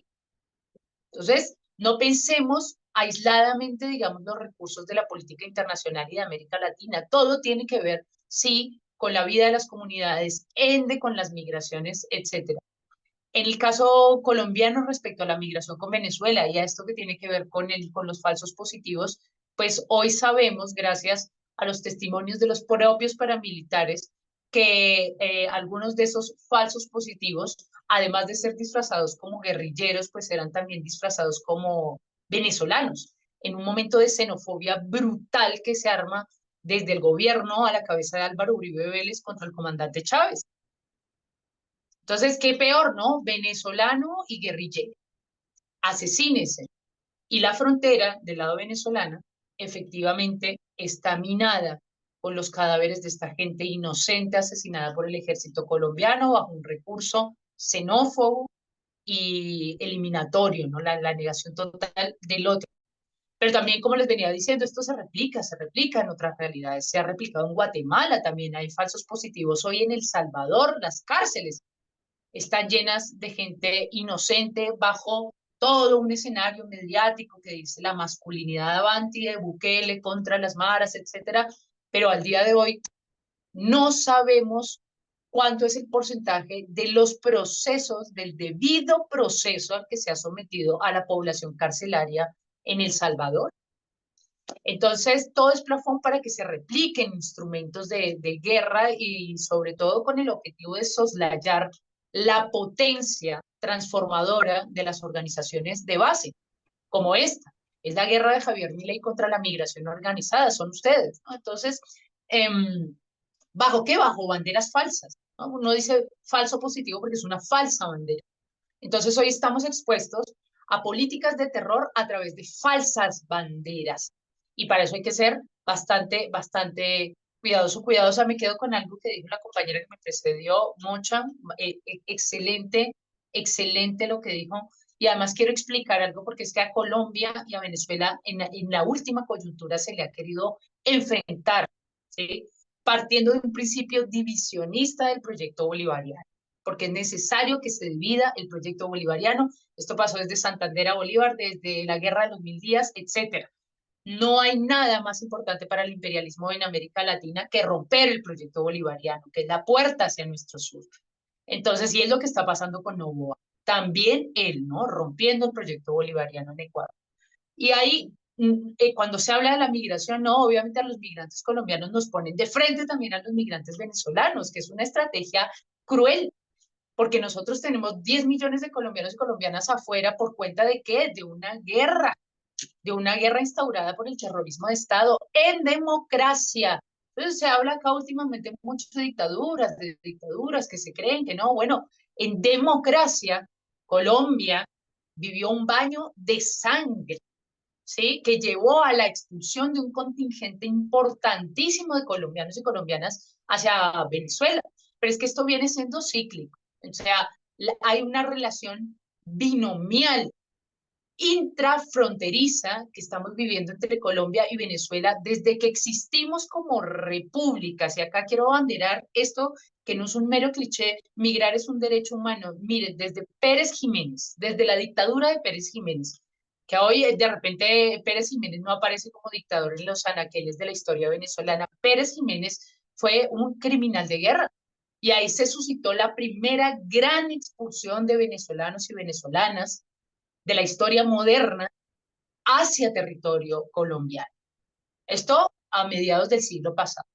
Pero hacia los años 90, cuando los paramilitares hicieron lo suyo, nosotros nos fuimos hacia Venezuela.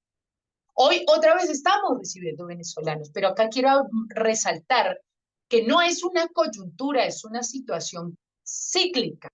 Sí que tiene que ver con eventos políticos y hay que enmarcarlo profundamente y no sacarlo de la voluntad de construir una política fraterna hacia el país que expulsa y hacia el país que recibe.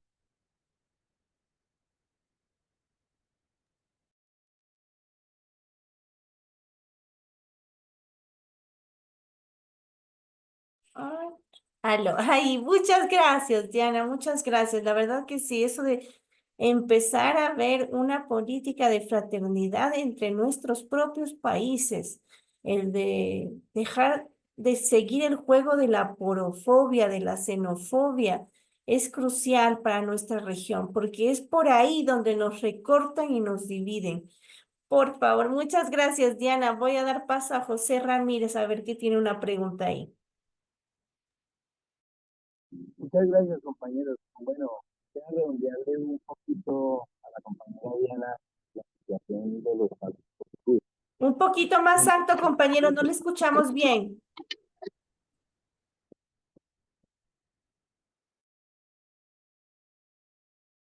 Ahí me escuchan, ahí me escuchan.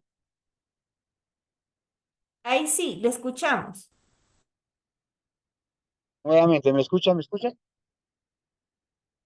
Sí, ahí te escuchamos mejor. Bueno, 5 la copia o está muy bajito.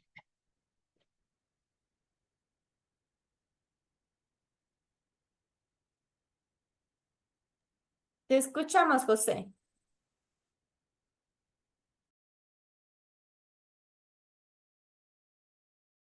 Ahí te pusiste con micrófono cerrado. Nuevamente, Ahí. intento, me colaboran, me encuentro 56. Ahí, José, te escuchamos. Estás con el micrófono silenciado. Bueno, voy a tratar de hablar a ver si me escuchan un poquito más duro. Dale. Bueno, para completarle un poquito ahí a la compañera Diana Carolina, con la cuestión en primera persona de los problemas de los falsos positivos, el 50% origina desde el establecimiento de Álvaro Uribe Vélez en el poder como presidente. Eso empieza en la historia completa, los falsos positivos, comienza cuando el señor Álvaro Uribe pierde el padre, en el cual un grupo armado le corta la cabeza y desde ahí empieza el muchacho de los 7 años, Álvaro Uribe, que es la historia que de pronto mi pueblo colombiano desconoce y los medios de comunicación la han ocultado desde hace muchos años.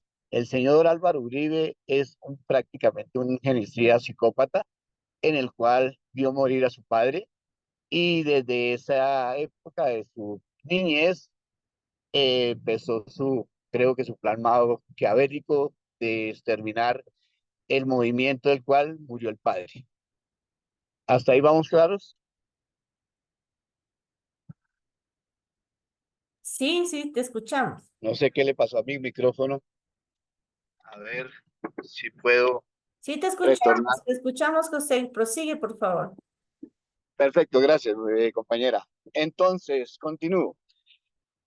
El señor Álvaro Uribe llega a la gobernación de Antioquia, desde ahí comienza a hacer los detalles con los terratenientes de la época, políticos de la época, y comienza a fraguar su plan de las víctimas de la gobernada de esa época, que eran renovarlas, convivir, armar a un pueblo pobre y exponerlo contra el otro pueblo pobre armado que se llama el grupo que, entre comillas, con todo el respeto a los compañeros de la FARC, culminaron con la vida del padre del señor Uribe. Entonces, mis compañeros, vea, cuando el señor entra cuando presidente, ya acaba como dice, mutar, las convivir y llámese plan del Golfo, llámese todos los planes que hayan Ciudad UC, bueno, son las mismas. Aquí lo único que han hecho es mutar de nombre en nombre y siguen haciendo los falsos positivos. Como le digo, en carne propia tengo 4 familiares como falsos positivos. Los familiares de Suacha, las madres de Suacha, tenemos como falsos positivos. Y lo que quería Uribe era escuchar de las tropas militares que estaban acabando con las FARC. Él no le interesa nada más. Si ustedes miran políticamente, el ELN nunca fue bombardeado, el ELN nunca fue perseguido como tanto como los compañeros de las FARC. Fueron perseguidos hasta la muerte. Es más, las incursiones a países del hermano ecuatoriano, como fue cuando el compañero Raúl, ¿sí ve? Entonces el genocidio de este señor fue grandísimo y sigue siendo y sigue poniéndose a pesar de todo. Este señor está como senador y tiene sus lacayos, los medios de comunicación de Colombia siguen bombardeando de que el plan o el proyecto de paz firmado sigue siendo absurdo para él. Él quiere, mire, yo les digo una cosa y sin temor a equivocarme, desde hoy, desde el exilio de mi tierra, este señor no va a acabar nunca hasta que se muera de seguir poniendo los falsos positivos, llámelos como los llamen. Si ustedes miran el cordón de alrededor del gobierno de este señor, todos los ministros fueron involucrados, decanes de los militares, todos tienen que ver con los falsos positivos. Entonces, no se le puede olvidar al pueblo latinoamericano que el señor Álvaro Uribe Vélez es una persona psicópata, enferma, pero solamente una sola raíz tiene la enfermedad, las FARC. ¿Sí ve? Ese es casi, yo le diría, el 60% de los falsos positivos que han pasado aquí en mi Colombia. Las fuerzas militares han matado cualquier cantidad de gente para darle al señor el gusto de decir, sí, estamos acabando con las FARC. Hoy en día se está como dice, fue exiliado también y que no quiere aparecer el señor Camilo Restrepo. él fue integrante de la Mesa de Paz, fue asesor, hizo desmovilizaciones para calmarle el ego al señor Uribe de falsos positivos, de falsas desmovilizaciones como el cacique Gaitana, ¿sí ve?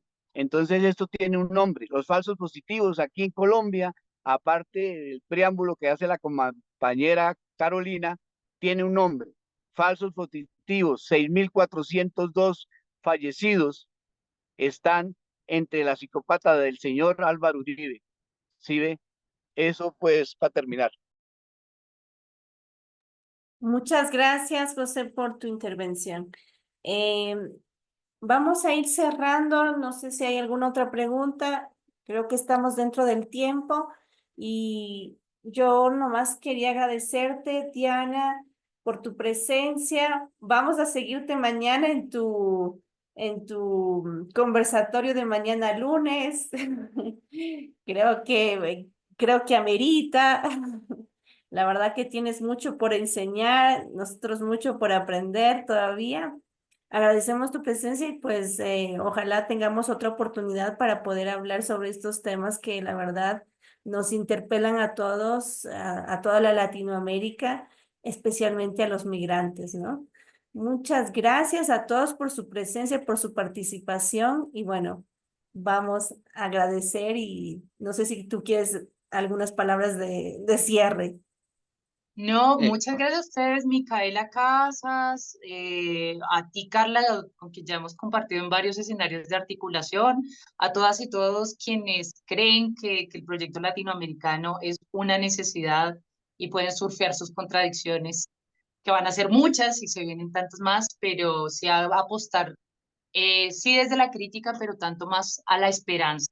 Hay que agarrarnos fuerte de la fe en que vamos a construir, en tanto construyamos y le metamos pila a construir otro tipo de relacionamientos desde nuestro continente, desde nuestra patria grande, desde el apoyo de nuestros gobiernos nacional populares, desde la resistencia que implica hoy la avanzada del lawfare, contra Cristina en Argentina, contra el Machi en Ecuador, un lawfare brutal que lo que busca es dejarnos sin aire.